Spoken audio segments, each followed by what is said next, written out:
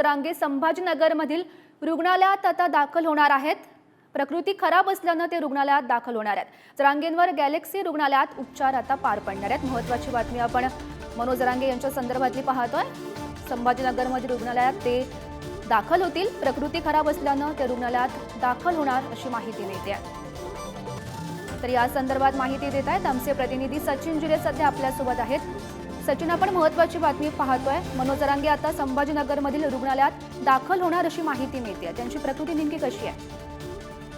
गौरी, मनोज रांगे पाटील हे बीड जिल्ह्यातील गेवरा येथील बोरगाव या ठिकाणी दौऱ्यावर होते। ते सातत्याने जर आपण पाहिलं तर समाज बांधवांच्या भेटीगाठी ते गेल्या 1 महिन्याभरापासून घेत आहेत आणि त्याच दरम्यान बोरगावमध्ये असताना त्यांना अचानक थकवा जाणवला आणि त्यांना चक्कर आली। त्यामुळे त्यांच्या सहकार्याने त्यांना तातडीने आता छत्रपती संभाजीनगरच्या गॅलेक्सी रुग्णालयाकडे ते निघालेले आहेत। पुढील काही अर्धा तास किंवा 15 मिनिटांमध्ये ते रुग्णालयात पोहोचतील। त्यांची प्रकृती सध्या स्थिर आहे, मात्र त्यांना आपण पाहिलं ते थकवा आणि हा मागेही जाणवला होता, त्यावेळेस देखील ते ऍडमिट झाले होते। त्यांना डॉक्टरांनी विश्रांतीचा सल्ला दिल्यानंतरही त्यांनी दौरा कायम ठेवला होता, त्यामुळे त्यांना अजूनही त्रास जाणवत आहे। त्यामुळे आता त्यांना रुग्णालयात दाखल करण्यात येणार आहे। थोड्याच वेळात ते रुग्णालयात दाखल होतील आणि त्यांच्यावरती उपचार सुरू करण्यात येतील। त्यानंतर नेमकं कळेल की त्यांना नेमकं काय झालेलं आहे, पुढील किती दिवस त्यांना रुग्णालयात ठेवलं जाणार आहे।